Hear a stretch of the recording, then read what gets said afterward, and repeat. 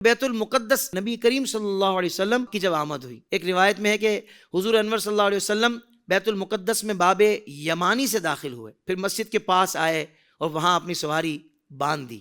سیرت حلبیہ میں ہے، آپ صلی اللہ علیہ وسلم ارشاد فرماتے ہیں کہ میں نے براق کو اسی حلقے میں باندھا کہ جہاں انبیاء کرام علیہ السلام اپنی سواریاں باندھا کرتے تھے۔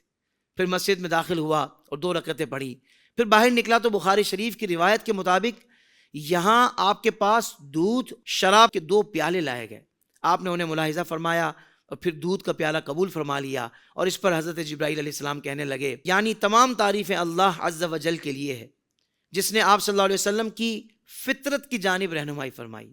آپ صلی اللہ علیہ وسلم شراب کا پیالہ قبول فرماتے تو آپ صلی اللہ علیہ وسلم کی امت گمراہ ہو جاتی۔ صحیح البخاری سے صفحہ نمبر 1181 اور حدیث نمبر 4709 سے میں نے پیش کیا۔ ناظرین کرام، انبیاء کرام علیہ السلام کی امامت نبی پاک صلی اللہ علیہ وسلم نے بیت المقدس مسجد اقصیٰ میں فرمائی۔ اللہ اکبر!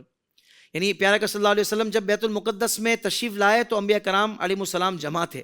حضرت جبریل علیہ السلام نے پیارا صلی اللہ علیہ وسلم کو آگے کیا اور پھر نبی پاک صلی اللہ علیہ وسلم نے امامت فرمائی۔ یہ نسائی شریف سے پیش کیا۔